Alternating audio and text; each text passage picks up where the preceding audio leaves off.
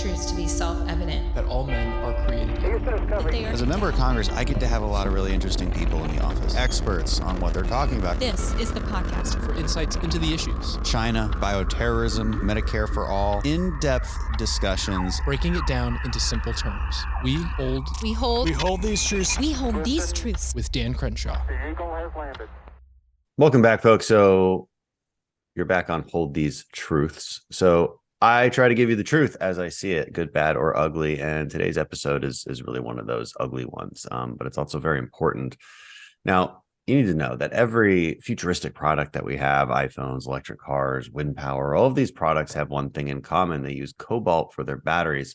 And we say we want nice products, but we don't always pay attention to the bigger picture. Namely, where does all of this come from? Critical minerals, and cobalt in particular, has been a hot button topic for those who've been paying attention to the world of renewable energy. Over the last year or two, it's come to light that many of these indispensable materials come from some pretty dark places. And my guest today is Siddharth Kara. He went to one of those places, spending the better part of the last 5 years researching the sourcing of cobalt, and wrote about it in his new book, Cobalt Red: How the Blood of the Congo Powers Our Lives. Siddharth is an author, researcher, screenwriter, activist on modern slavery. He's written other books on human trafficking and slavery, adjunct lecturer at the Harvard Kennedy School of Government, visiting scientist at the Harvard School of Public Health. And again, he's authored multiple books on the subject. So Siddharth, thanks for being on. Oh, thank you for inviting me. All right. So, geez, where do we begin?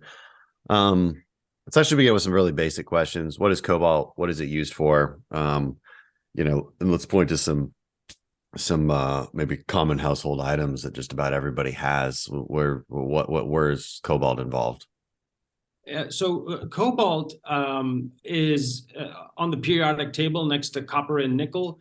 It's a metal, and its use in the modern context is with lithium-ion rechargeable batteries, and it's in the cathode part of the battery. So just about every single smartphone, tablet, laptop, you plug it in to recharge it, gadget, and crucially, electric vehicle has cobalt in the battery. Now, the reason cobalt is so important is it allows the battery to have maximum energy density while remaining thermally stable. So what does that mean?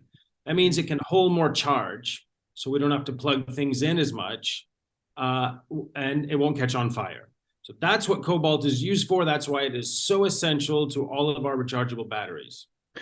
Is there an obvious substitute for it? I've seen some really interesting developments in battery technology. They come brief me on them because I work in energy. I am on the Energy and Commerce Committee. I'm open to all sorts of different types of energy. I don't think we should leave anything off the table when it comes to energy. But have we found anything that even can compete with cobalt at this point? So current battery chemistries, and you're right, there are a lot of different battery chemistries out there and many in development. None of them can quite compete with cobalt in terms of energy density, but they can still perform very well. The crucial thing is, particularly for consumer electronics and electric vehicles, you don't want to plug in any more than you have to. And that's why cobalt is so essential. But that said, there are other battery chemistries out there that will perform very well. That's not to say that they're not filled with other problematic elements. But right now, cobalt is front and center, given its ubiquitous nature across the rechargeable economy. And the problem is most of it comes from the Congo. Now, my first question, and we're going to get into the terrible working conditions in the years you've spent there, and the Chinese involvement and all that. I mean, I think that's the main focus of this podcast, is just, I think, revealing that to the audience. But I still have other questions, like where else can we mine this? How much.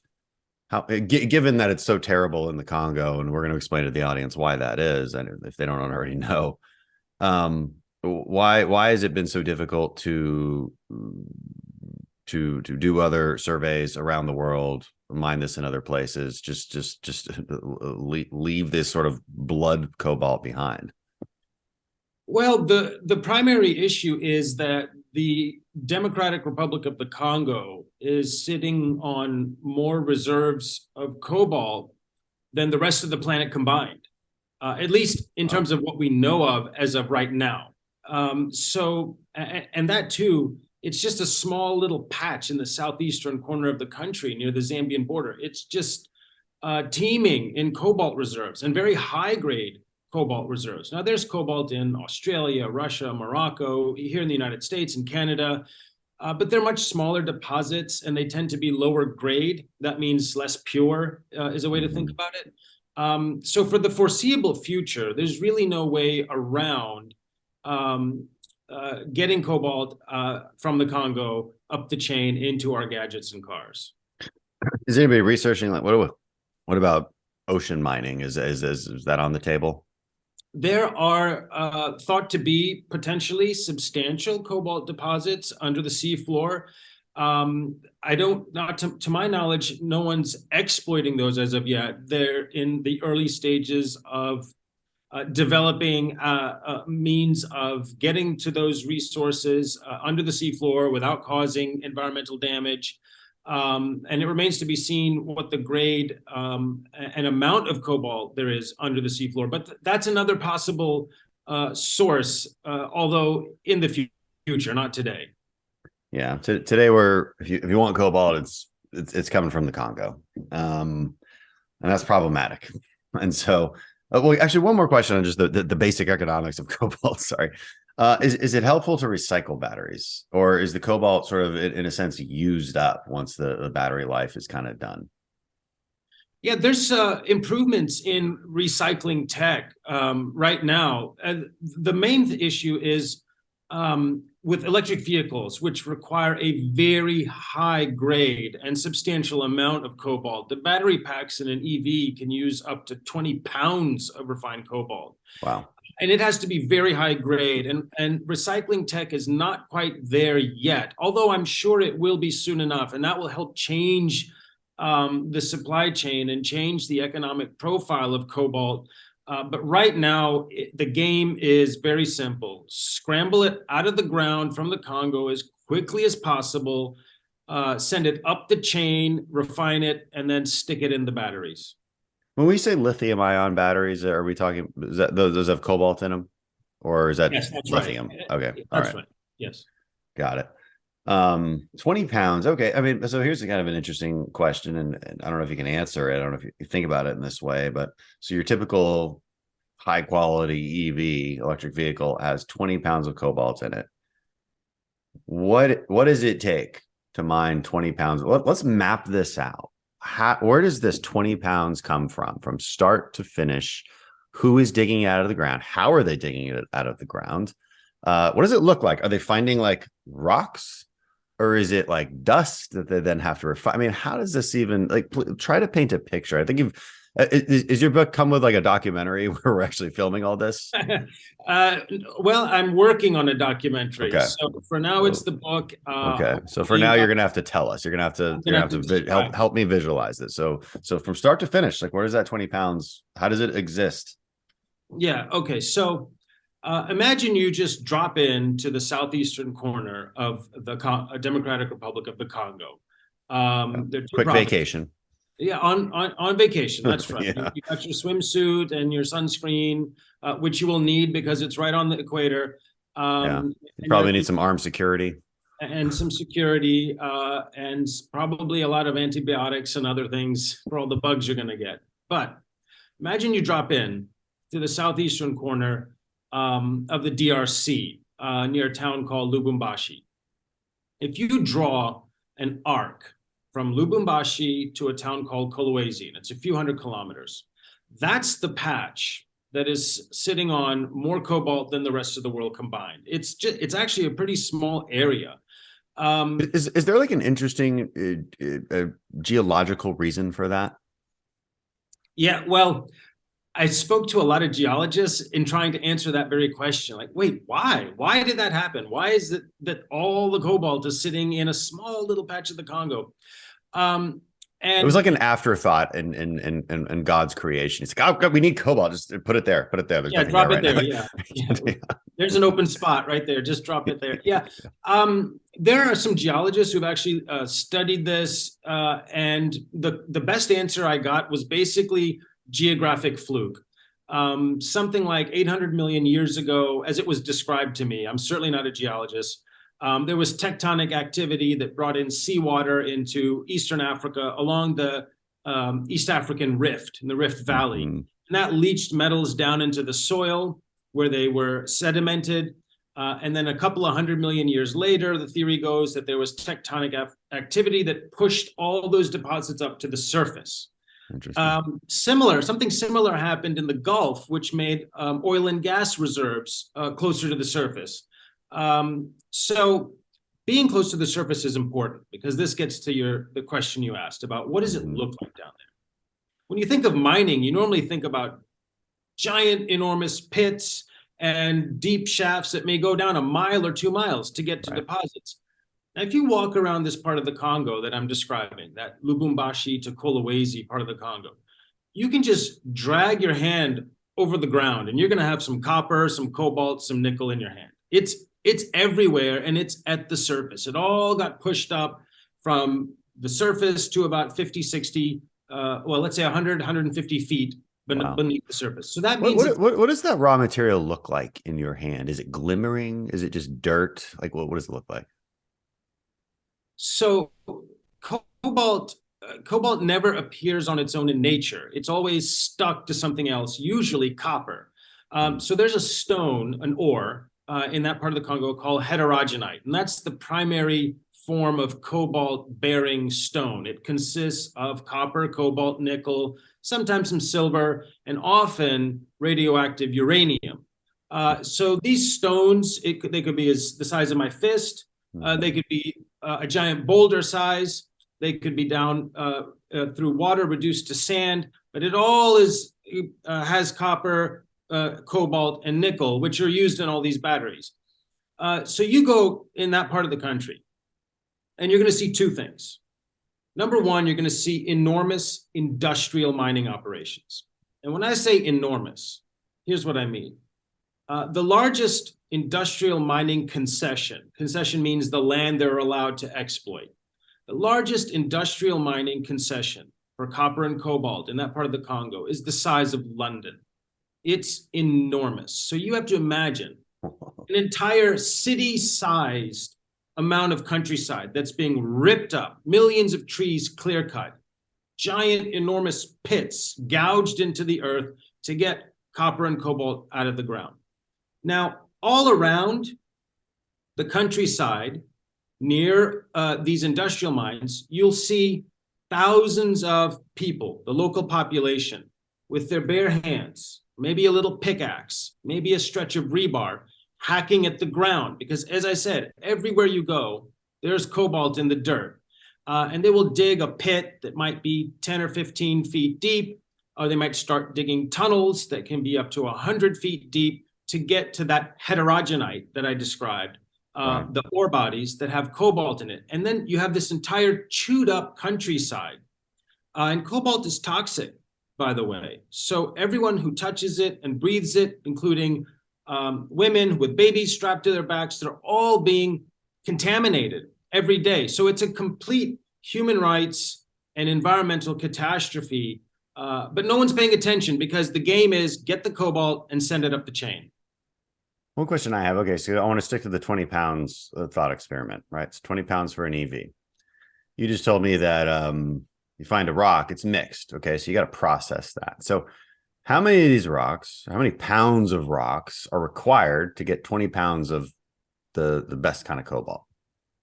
Yeah, so the answer to that question will depend on the grade, right? So the higher the grade, meaning the higher the purity of the cobalt in the ore body, the less of it you need. But long story short, you probably need a couple of 100 pounds of stone, at least, to end up with 20 pounds of refined cobalt. I mean, we're talking hundreds and hundreds of pounds of stone, of heterogenite, which will have the copper, cobalt, nickel, and then other materials in it.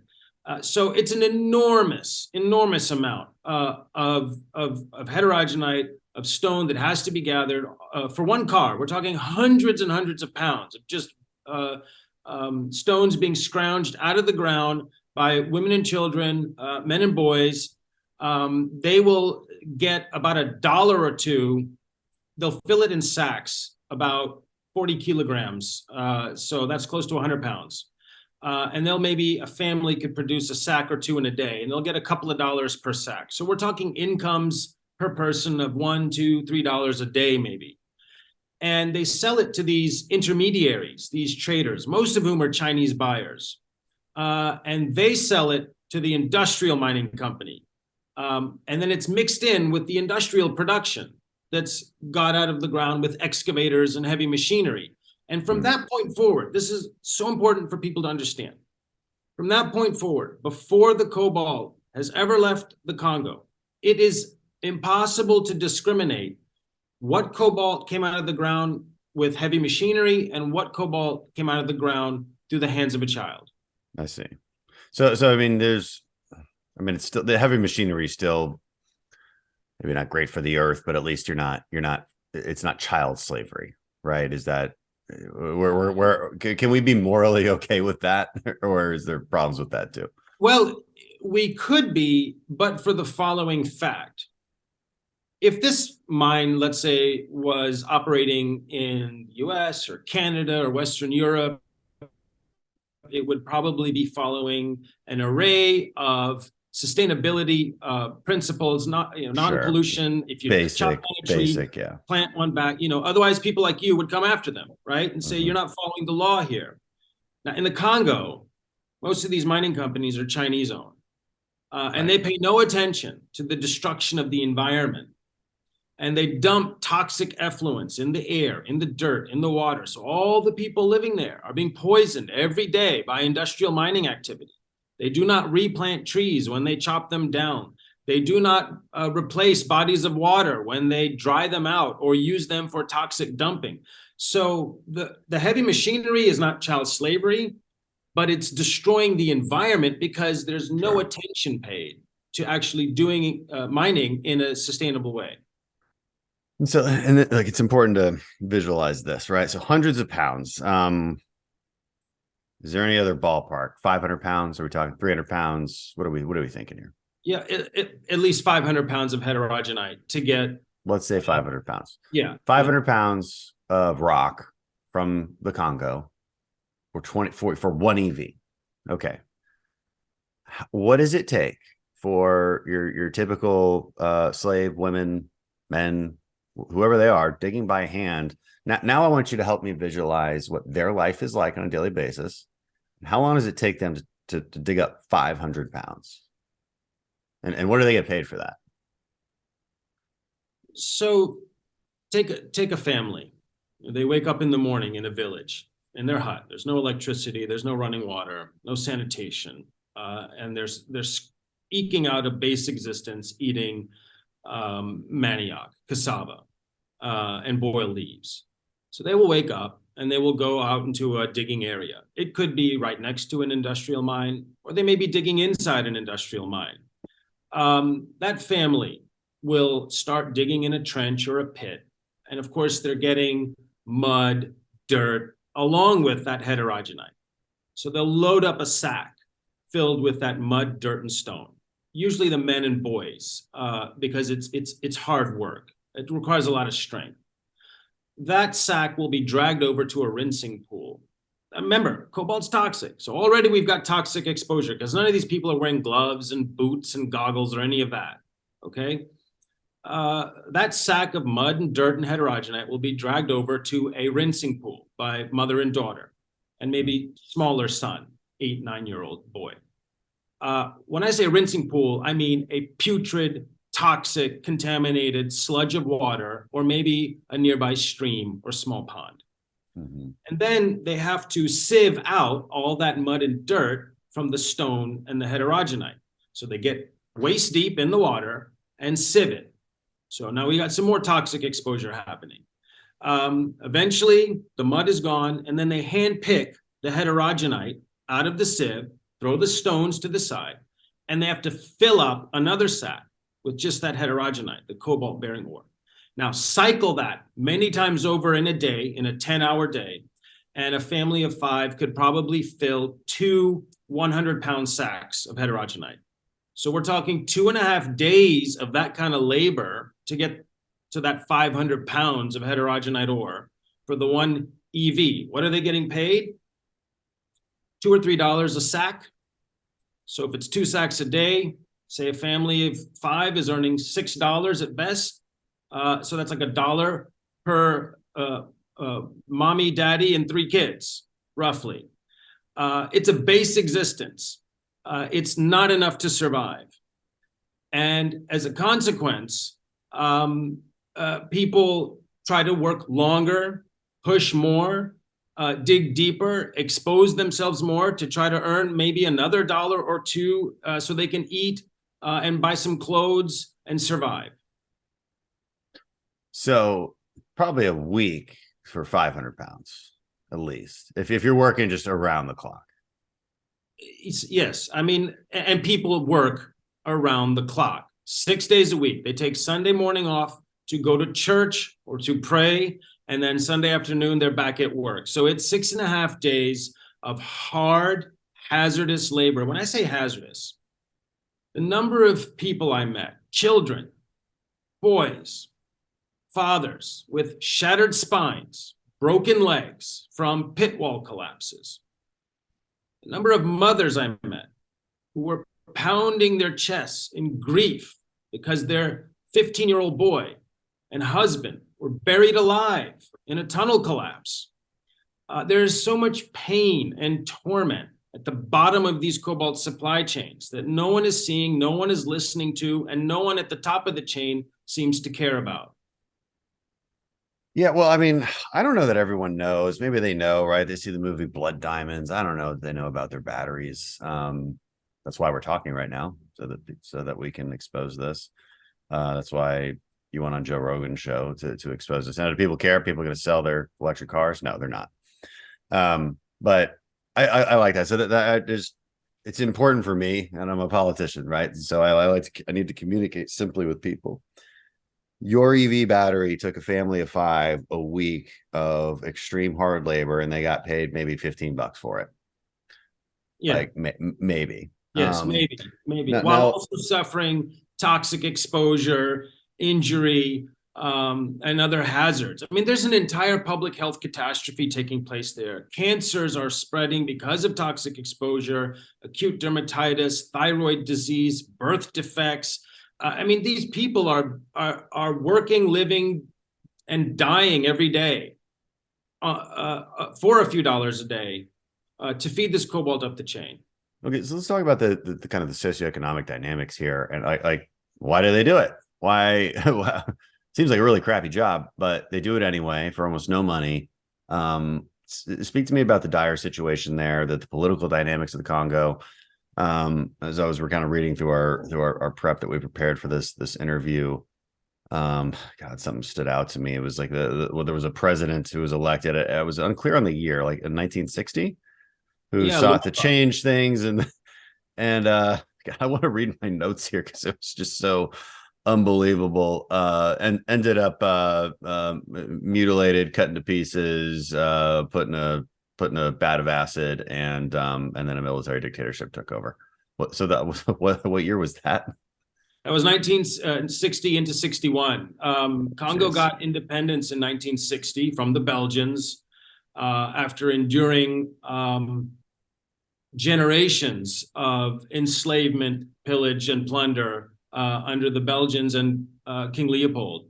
That's the inspiration for Heart of Darkness. You know, Conrad was there, Joseph Conrad, and he saw Leopold's terror squads mutilating and killing the Congolese people. Now, here's what's, you can't make this stuff up, okay? This is important.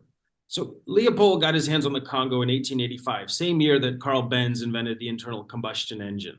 And it had steel-clad wheels, so it couldn't go very fast before they fell apart. And 3 years later, a fellow named Dunlop invented a rubber tire. And suddenly there was a scramble for rubber, and the Congo was sitting on one of the largest rubber rainforests in the world.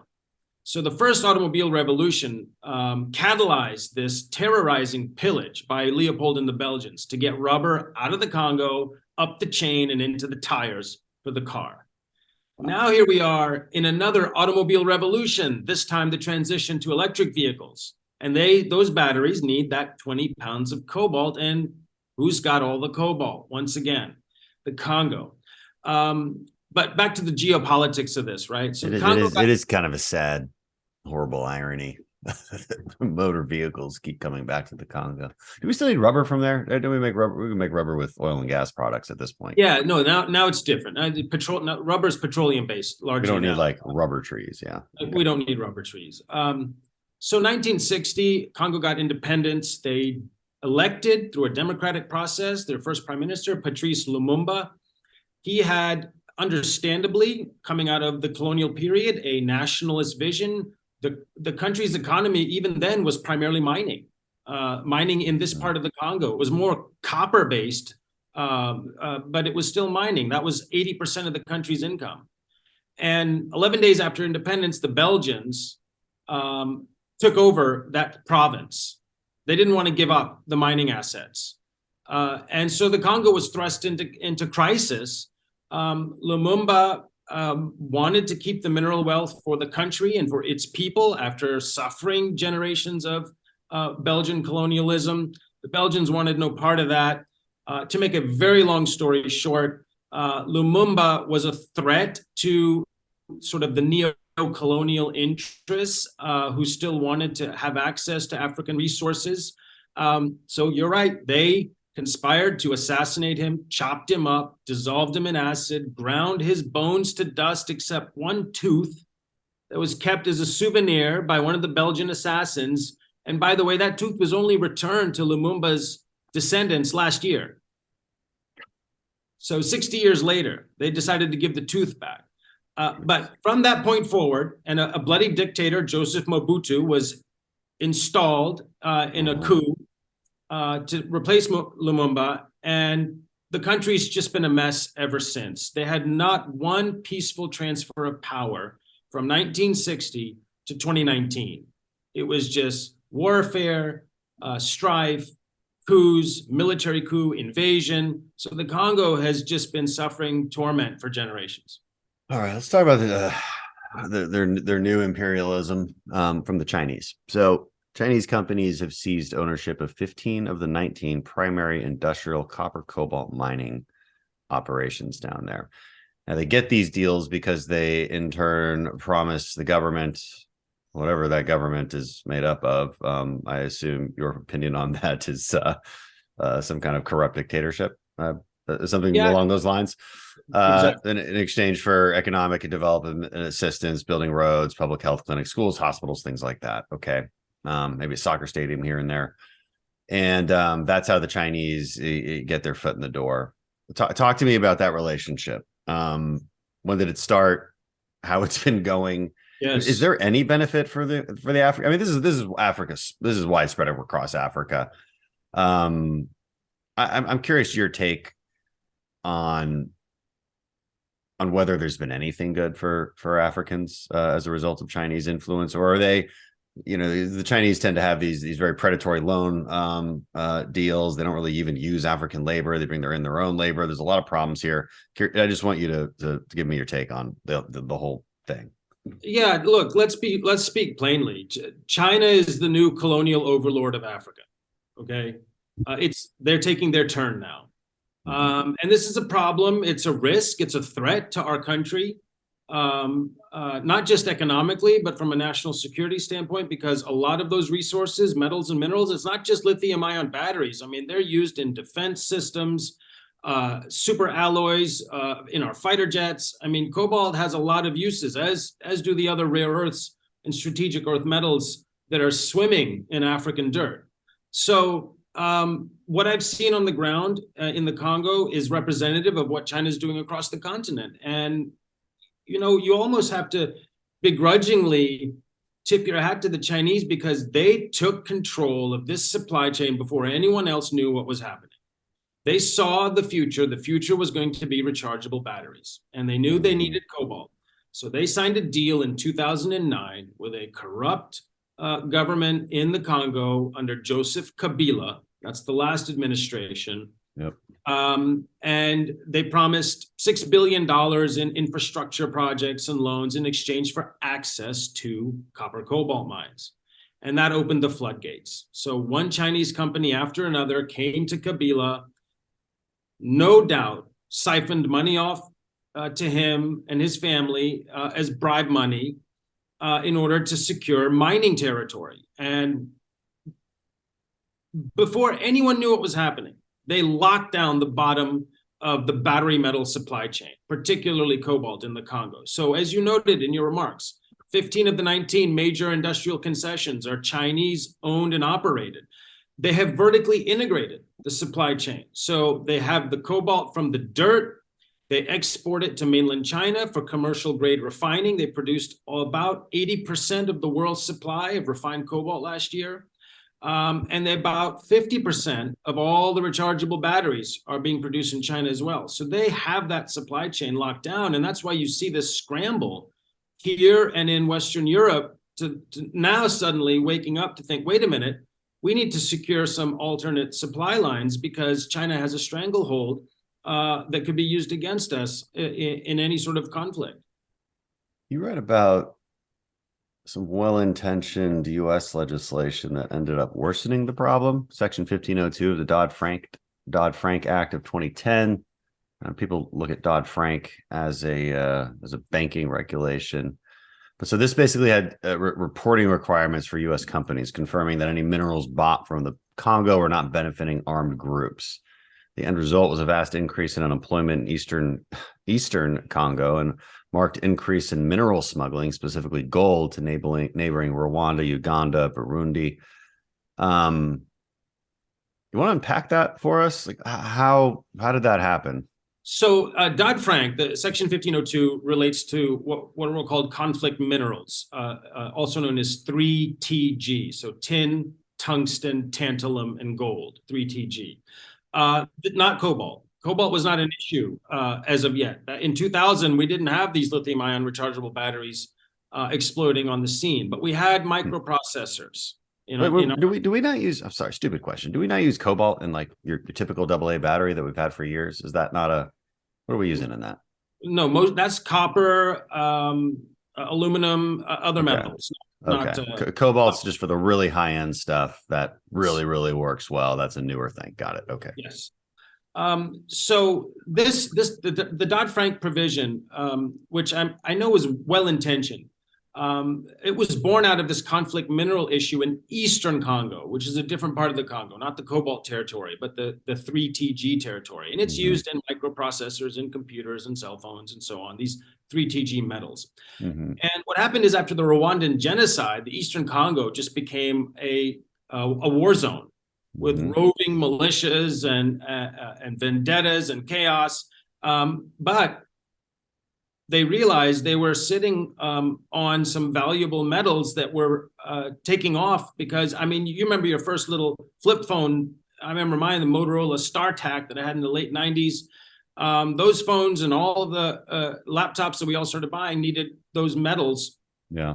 Eastern Congo was swimming on them. So those militias would force the local population under the threat of a machete to dig it out of the ground, and then it would be smuggled into the formal supply chain. So this one provision in Dodd-Frank was meant to address that, which was, companies need to make sure that their supply chains don't have conflict minerals coming out of the Eastern Congo.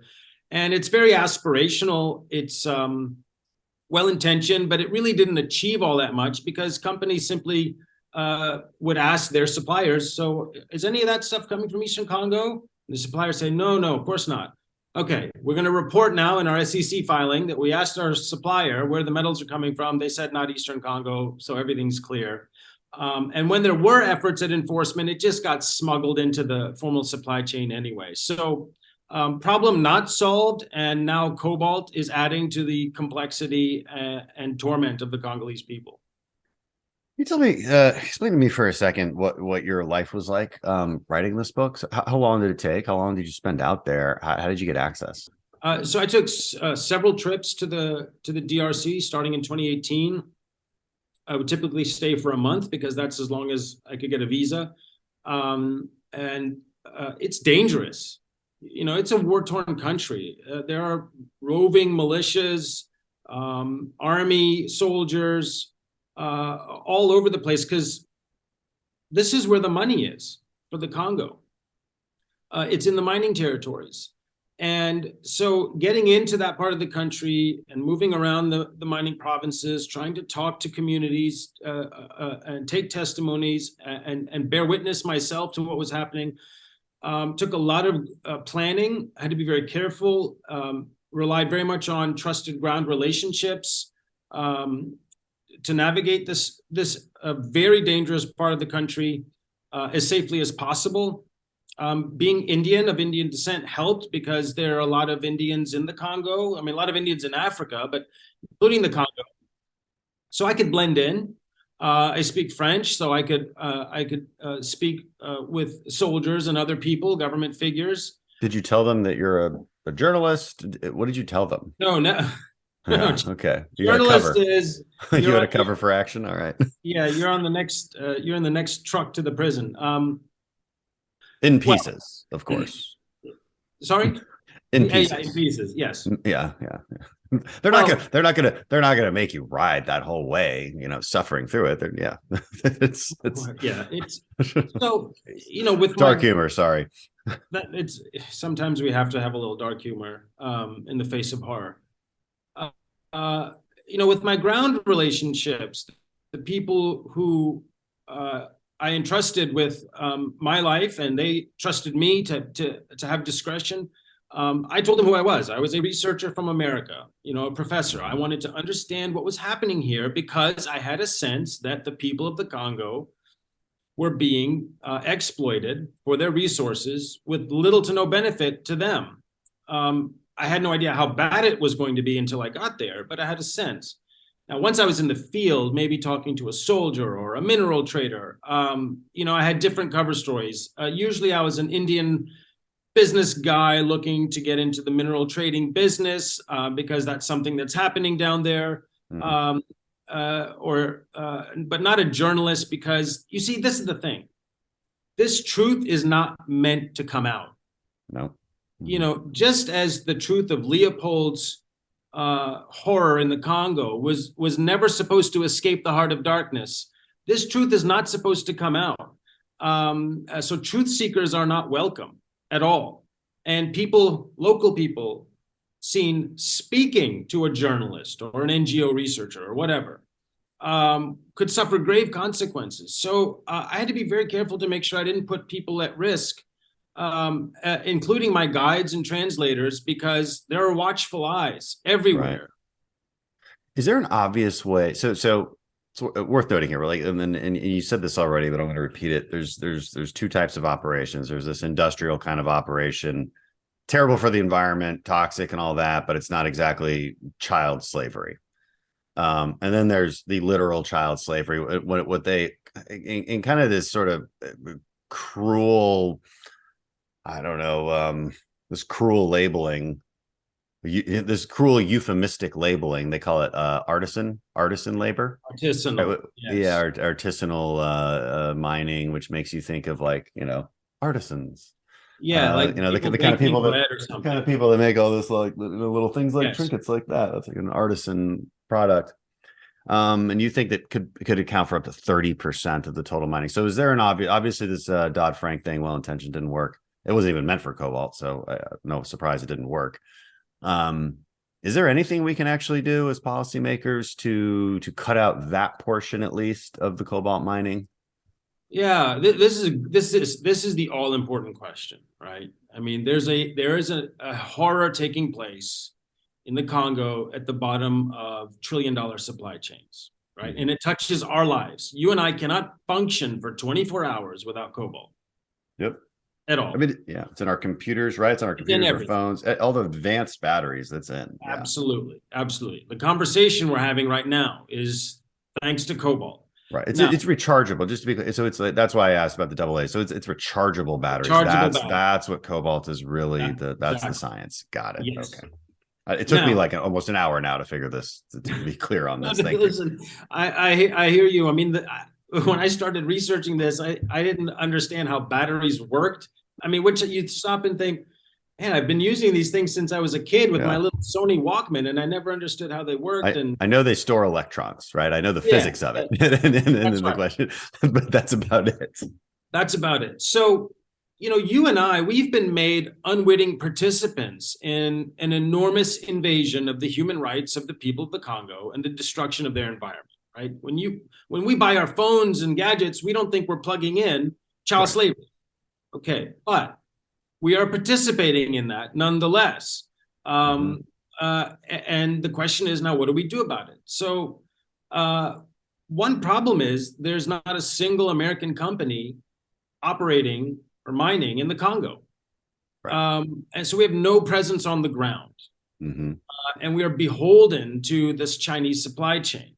And that's a big geopolitical disadvantage for trying to achieve any improvement on the ground in the Congo. Now, that said, the ultimate... Why do you think that is? I mean, why do you think that is? That it's a disadvantage to us? No. What? No, it's definitely a disadvantage. Why do you think nobody's tried? Why don't we have any companies there? It would seem like a good business opportunity. Yeah, we had, there was one American mining company, Freeport-McMoRan, was in Congo, and they had that big concession, the one that's the size of London. It's called Tenke Fungurume. And they sold it in 2006 to a Chinese company. That's when it all went downhill. You wrote about that. Didn't you? It just went downhill from there. Look, right now we're stuck. And we're stuck consuming the misery and torment of Congolese children and families, some of the poorest people in the world. Because at least in terms of the companies headquartered in the US, it will largely say, listen, I'm buying my cobalt from ABC Mining Company in the Congo, and ABC Mining Company says there's no child labor in their supply. And that's the end of the conversation. And the reality is, if they would just get on the ground, like I did, they would see that contrary to what ABC Mining Company is claiming, there are kids, children, families digging inside the mine, as well as all around the mine, and all that cobalt supply is going into their same industrial pot and then being fed up the chain. So the solution has to start. And processed in China mostly. They've cornered that market. They've cornered the processing market. They've cornered the market. So you cannot say this cobalt is from an excavator and this is from a child. That's the fiction. The claim that you can actually discriminate one from the other is the big fiction that has us stuck. So in terms of starting to solve these problems, and we have to speak for America-based companies, so we can't control Samsung and other companies based in other countries. Those companies need to have boots on the ground, because right now they say there's no child labor, no forced labor in their supply chains. The mining is done sustainably, and it's all does not match with the ground truth in the Congo. Now, if they got boots on the ground and enforced our standards of human rights and sustainability practices at the mining level, because they're the biggest buyers of this stuff at the end of the day. US-based companies are the biggest buyers of this stuff at the end of the day. That we may not have a mining company on the ground, but we can have US boots on the ground representing or employees of our big tech and EV companies saying, no, wait a minute. You told me there's no child labor in your supply. Well, how come there's 500 kids digging in the pit? Let's get them out. We're going to build a school and keep them in school. Okay, now, mom and dad are only being paid $1 or $2 a day. No wonder they're bringing the kids in, because that helps them earn another $1 or $2 to survive. Why don't we pay them a fixed wage so they can survive? How about $10 a day? That's enough for a Congolese family, mom and dad, to earn, keep children in school, buy clothes, get medicine when they get sick, and so on. Wait a minute. Let's remember that cobalt's toxic to touch. How about we give them, as we would for our own people, some boots, some goggles, some gloves, some masks, and so on. So it's really about taking an interest in the welfare and well-being of the bottom of the supply chain, and then with boots on the ground, enforcing our standards of human rights, our standards of sustainability. Because right now, if we just, wash our hands of it, we know how Chinese companies are going to behave and how they're going to treat the people in the environment of the Congo. And that's the problem. The problem is, even though the Congolese child with his or her bare hands is scraping cobalt that ends up in the phones and gadgets and cars of American companies, those American companies aren't taking an interest in getting on the ground to sorting out that problem. And I think that's the next step. That's the next step for us. So, last thing I want to ask you about, this came to my attention, that this company called Ocean Minerals. Are you familiar with them? Is that the one that's operating in Cook Marshall Islands? Cook Islands, yep. Cook Islands, yes. So yeah, it's small world. My godfather is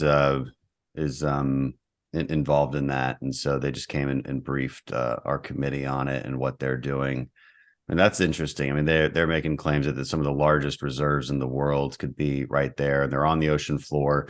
They basically mine these what are nodules. They're like little, these little balls like on the ocean floor, with the same kind of high grade cobalt that the DRC has. So they're making progress. They just got I know for a fact they just got their first research vessel out there. But people should know about that, I think. I know they're looking for investors and whatnot, but they're on their way. I mean, there are solutions to this too, where we can just, bypass this kind of awful humanitarian atrocity and just use better technologies, a little bit more outside the box thinking, American companies, and do this the right way. I think what they're doing is could be a game changer. I mean, I don't know how much you've looked into it, but I could connect you with them if you'd like. No, as we noted at the top of our conversation, we still don't know exactly what level of deposits there are, cobalt deposits under the seafloor. They could be substantial. We're largely bound to terrestrial deposits right now, but there could be substantial deposits. They have to be accessed carefully and all of that, which I'm sure they will be. And what that might achieve is, number one, creating an alternate supply chain, so that we're not beholden to Chinese companies and their lack of interest in human rights and sustainability, at least in Africa, which is an important potential bypass of this horror show. But what I would say is, we also shouldn't turn our back on the people of the Congo, because, even if every gadget and car stopped using cobalt tomorrow, or the Cook Islands happen to be, the seafloor there happened to have so much cobalt that you never even had to look at the Congo again. Okay, even if one of those scenarios were true, the last 12 or 13 years have been utterly destructive to the people and environment of the Congo. And I still say we have to be boots on the ground with civil society, with our capacity, our expertise, our resources, our standards, trying to repair the damage that's been done, trying to support and build those communities, strengthen them, because it's in our collective interests going forward that the Congo, which is the heart of Africa, be a stable democracy, a stable country, a prosperous place, not a country that is constantly beset by war, and poverty, which makes it susceptible to bribery, which makes it susceptible to bad actors, which is exactly the scenario playing out right now. Yeah, it's very true. Well, thank you for writing this book and making this your life's work. It's not just this. You've exposed quite a few other human rights issues throughout the world. I think you've written a couple of books on India and slavery going on there and all of it. So very impressive. Siddharth Kara, thanks for coming on and talking to me about this. Oh, thank you for inviting me. I really enjoyed the conversation. Me as well. Thank you.